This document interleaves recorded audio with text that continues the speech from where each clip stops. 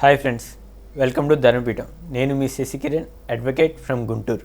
Ration card ధృవీకరణ పత్రం కాదా? మన ప్రభుత్వాలు ప్రజా పంపిణీలో భాగంగా దారిద్ర్య రేఖకు దిగున ఉన్న వారి కోసం జారీ చేసే రేషన్ కార్డు చిరునామా ధృవపత్రాల కాదా అనే విషయంపై ఢిల్లీ హైకోర్టు సంచలన తీర్పు చెప్పింది. జస్టిస్ చంద్రధారి సింగ్ ఈ కేసుకు సంబంధించి తుది తీర్పులో భాగంగా రేషన్ కార్డులు జారీ చేసే అధికారులు సంబంధిత కార్డులు కేవలం ప్రజా పంపిణీలో భాగంగా అవి జారీ చేయబడతాయని పేర్కొన్నారు.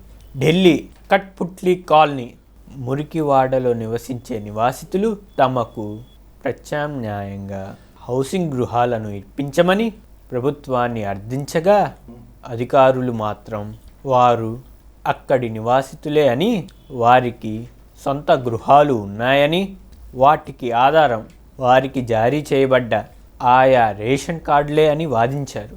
వీరి వాదనని సదరు హైకోర్టు న్యాయమూర్తి అంగీకరించక, రేషన్ కార్డు జారీ చేసే ప్రధాన ఉద్దేశం రేషన్ కొరకు మాత్రమే అని అందులో పేర్కొన్న చిరునామా అతని శాశ్వత చిరునామా కాబోదని స్పష్టం చేశారు.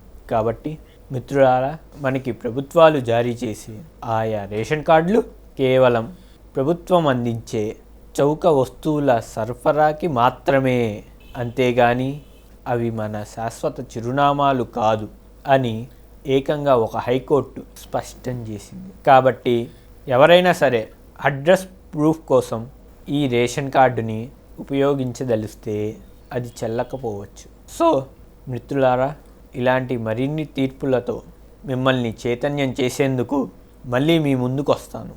అప్పటి వరకు ధన్యవాదాలు. ఇట్లు మీ శశికిరణ్, ధర్మపీఠం.